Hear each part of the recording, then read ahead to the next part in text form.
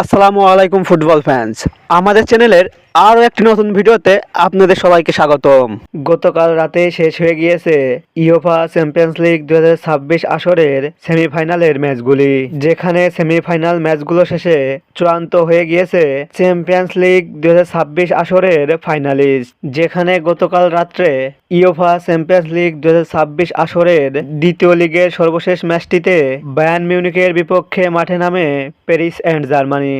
আর সেই ম্যাচটিতে বায়ার্ন মিউনিখের হোম গ্রাউন্ড আলিয়েঞ্জ এরেনা স্টেডিয়ামে 1-1 গোলে ম্যাচটি ড্র হলেও 5-6 এগ্রিগেটে হারিয়ে টানা দ্বিতীয়বারের মতো চ্যাম্পিয়ন্স লিগের ফাইনালে পিএসজি।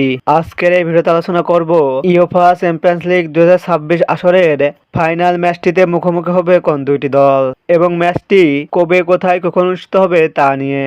মূল ভিডিওটি শুরু করার আগে আপনি আমাদের চ্যানেলে প্রথমবার এসে থাকলে চ্যানেলটি সাবস্ক্রাইব করে পাশেই থাকুন। ইউএফা চ্যাম্পিয়ন্স লিগ 2026 আসরের ওপর সেমিফাইনাল ম্যাচটিতে আর্সেনালের বিপক্ষে মাঠে নামে অ্যাটলেটিকো মাদ্রিদ। আর সেই ম্যাচটিতে আর্সেনালের হোম গ্রাউন্ড এমিরেটস স্টেডিয়ামে বুকায়ো সাকার একমাত্র গোলে অ্যাটলেটিকো মাদ্রিদকে হারিয়ে 20 বছর পর ইউএফা চ্যাম্পিয়ন্স লিগের ফাইনালে আর্সেনাল। তাই এবারে চ্যাম্পিয়ন্স লিগ ফাইনাল ম্যাচটিতে আর্সেনালের বিপক্ষে মাঠে নামবে পিএসজি।